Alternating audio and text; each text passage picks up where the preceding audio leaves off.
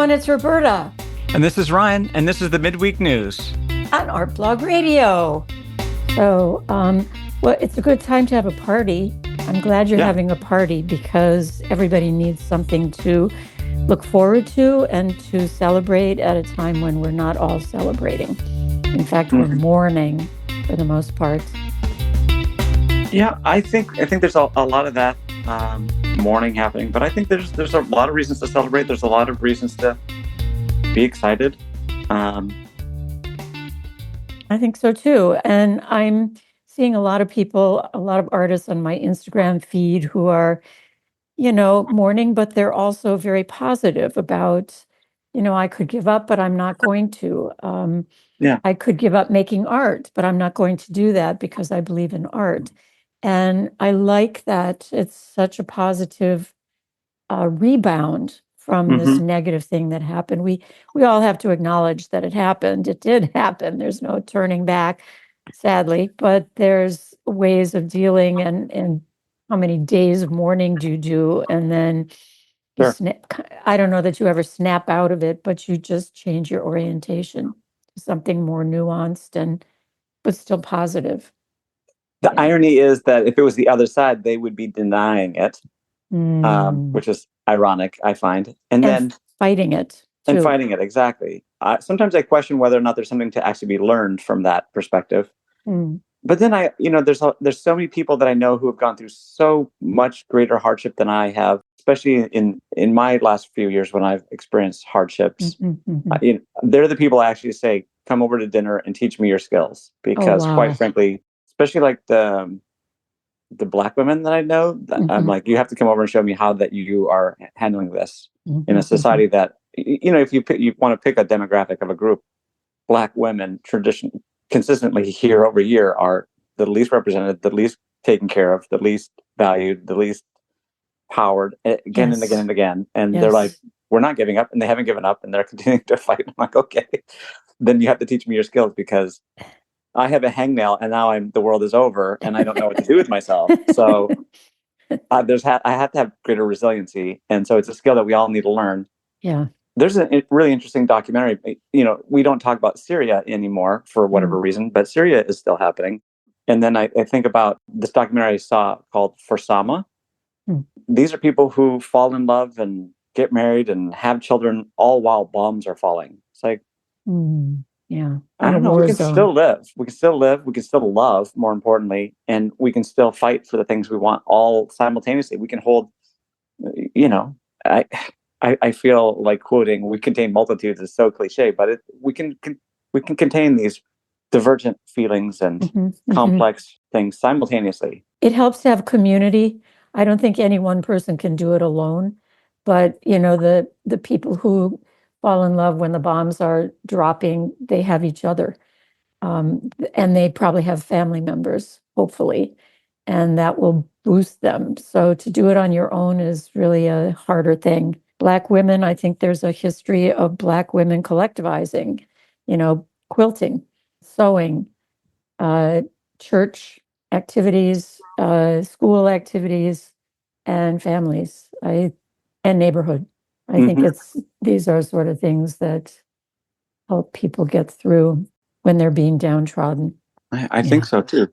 The arts and, like you said, specifically crafts, what we think of crafts, are really not just cathartic and helpful in those ways and helping us process, but the works are pieces that we hold for generations. The rings on a tree.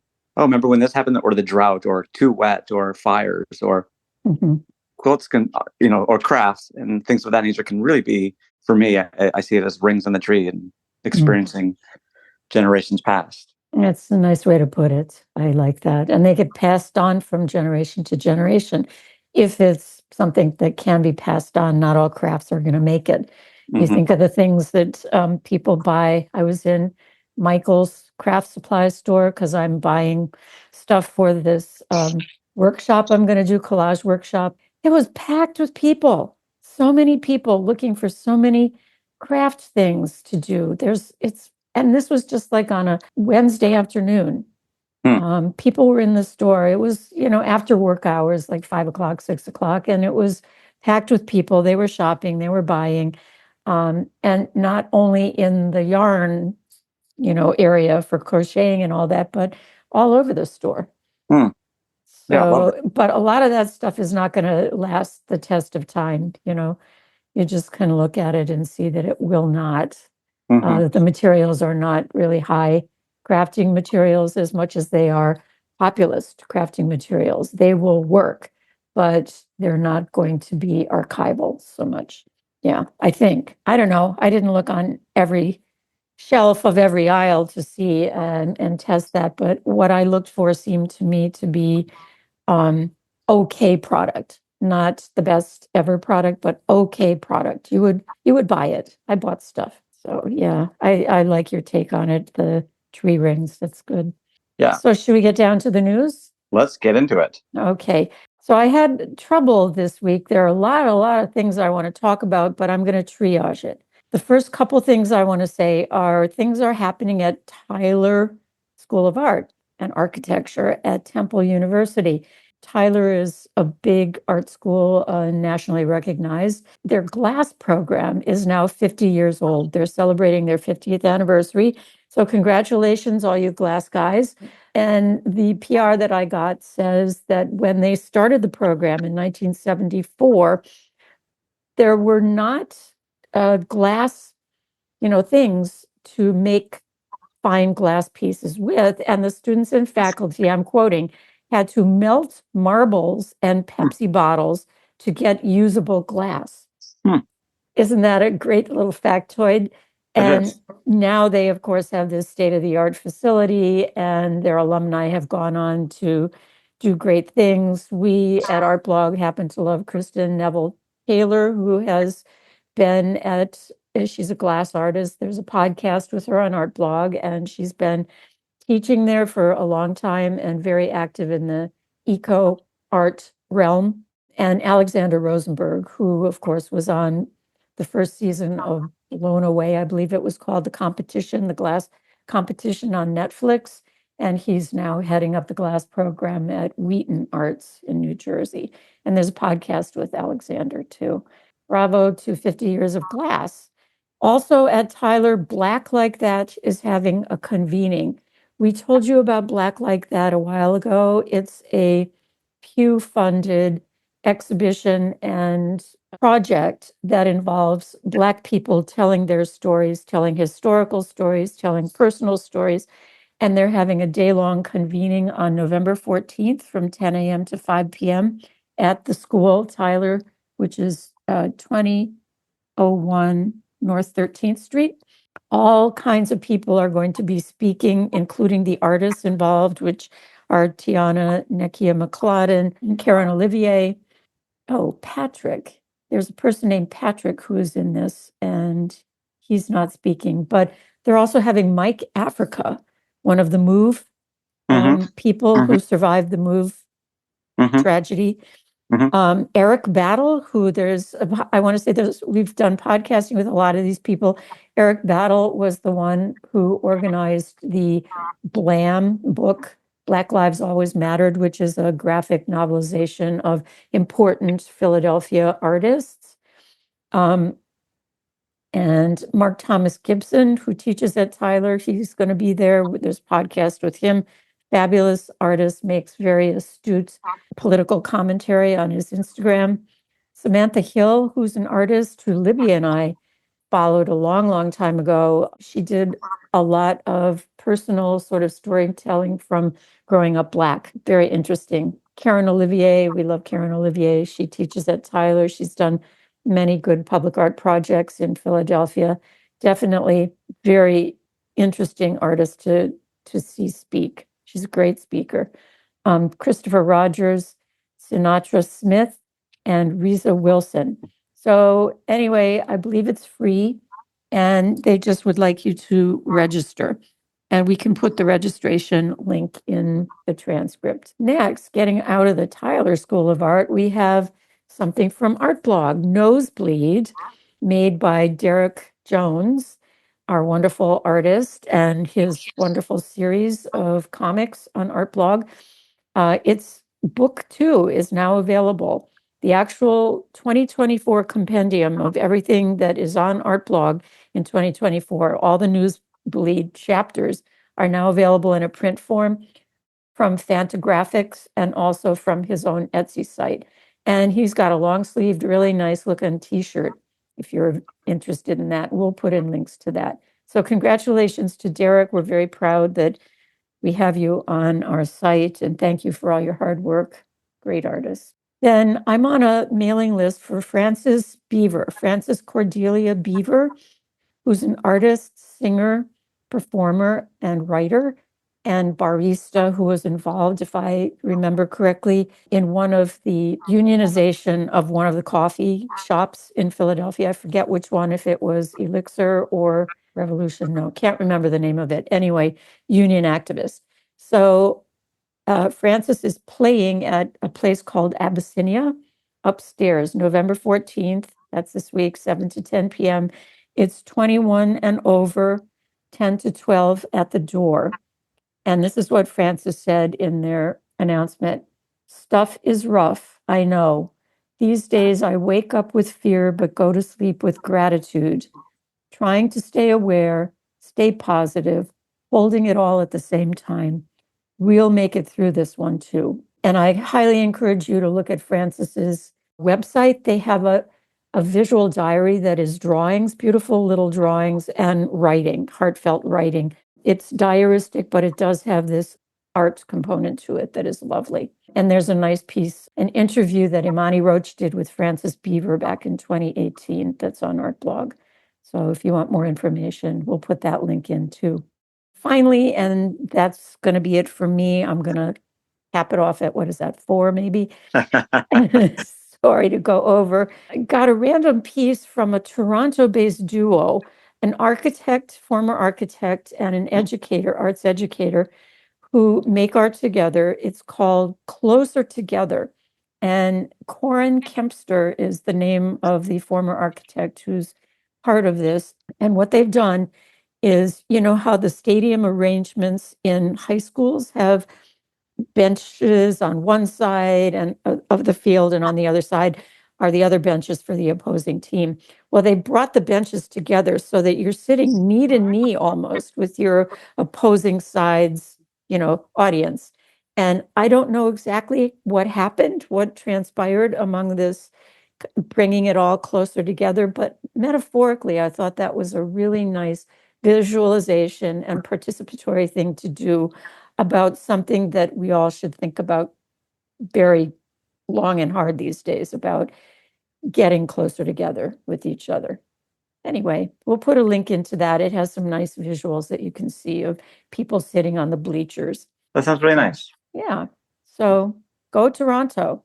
Corin Kempster and Julia Jamrosic.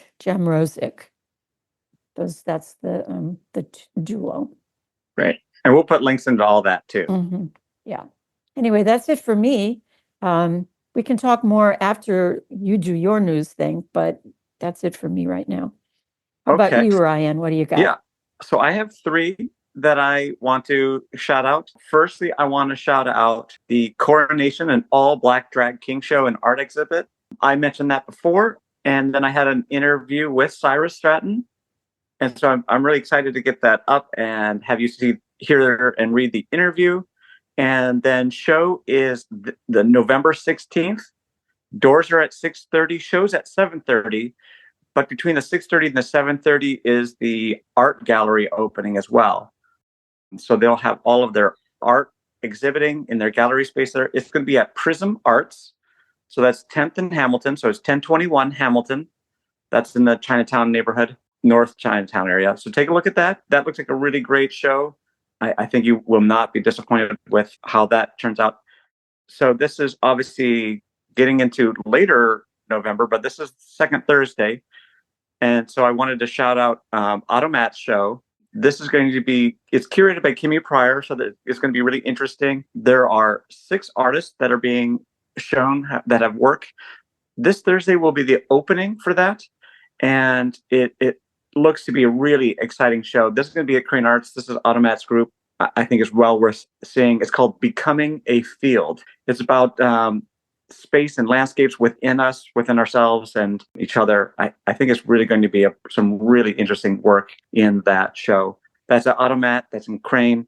This is second Thursday, so there's going to be a lot of things happening there as well. Yeah. I want to say that Jim Strong is in that show.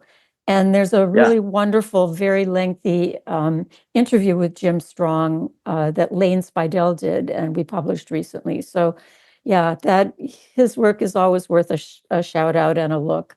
So go take a look.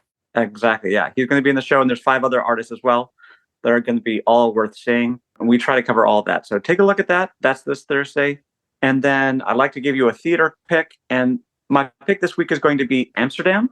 It's going to be at Neighborhood House, which is 20 North American Street. It's 4 performers, and it looks to be a really interesting show. I'm not entirely sure the theme of it is, but it's described as a thrilling and imaginative story told a mystery surrounding the possibilities of devastating origins of a gas spill. Of a what? Gas? A gas spill. Gas bill, like BILL bill? Yeah, like an unpaid debt. Oh, an unpaid debt. Okay.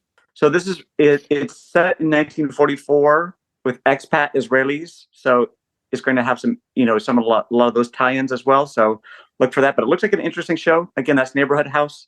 That's running from November 15th to the 23rd. So it's a fairly short run. And that looks to be a great show. Those are available on ArtrblogConnect, when you can find those as well. I also, speaking of theater, I also went to Moreno, which I was a little bit on the edge of whether or not I would be interested in seeing Moreno.